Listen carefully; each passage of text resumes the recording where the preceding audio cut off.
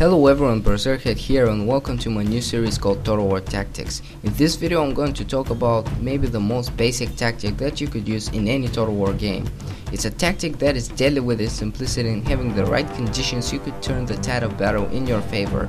I'm talking about the Hammer and Anvil tactic, which is probably the most common move that you could make in any Total War game. It was invented by the ancient Greeks thousands of years ago and many famous battles were won because of it. A great example of that is the Battle of Cannae, where Hannibal made the biggest killing field in ancient history. I'm going to explain the theory behind this tactic and give examples of how effective it could be. So let's start. Here are your army and your enemy's army. I haven't put any skirmish units because you don't need any when performing Hammer and Anvil. Everything you need is decent infantry and any cavalry.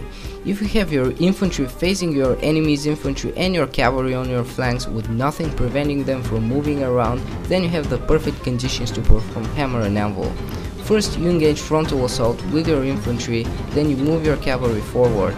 Then while there is an infantry fight, you move your cavalry behind your enemy's infantry. You make sure that your cavalry is right behind the infantry of your opponent and then you charge them from behind and hope that they will break. However, if they don't, you retrieve your cavalry and do it over and over again until they do. But this is just the theory. Let me show you how this looks in game. You could use that in any Total War game that covers any historical period, but I decided to do that in Rome Total War because, as I said earlier, it was mostly used in the ancient world. Let's have a look at it. My army contains 1 unit of Desert Axemen and 2 units of Desert Cavalry, and my enemy's army contains 1 unit of Swordsmen.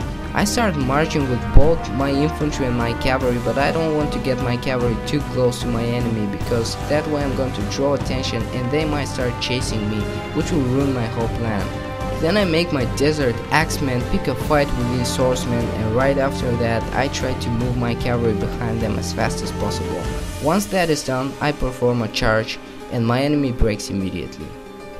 Here you can see some examples of what kind of massive routes the Hammer and Anvil could cause, but however, be careful when performing this on phalanx or any type of pikemen, because this is what's going to happen when you happen to charge them from the front side and not from behind. You can evade that by just making sure that they're already fighting someone and their pikes or phalanx are facing the one whom they're fighting. But even if they do, try to withdraw your cavalry as fast as possible because they could turn around and face it with their pikes or phalanx, and I'm pretty sure you don't want that. Anyways, these are the basics of the Hammer and Anvil tactic. I showed you what its capabilities are and that you could completely overwhelm your opponent with this simple move. Get ready for many other tactics explained in the future. My name is Berserkhead. I hope you liked the video. See you next time. Goodbye.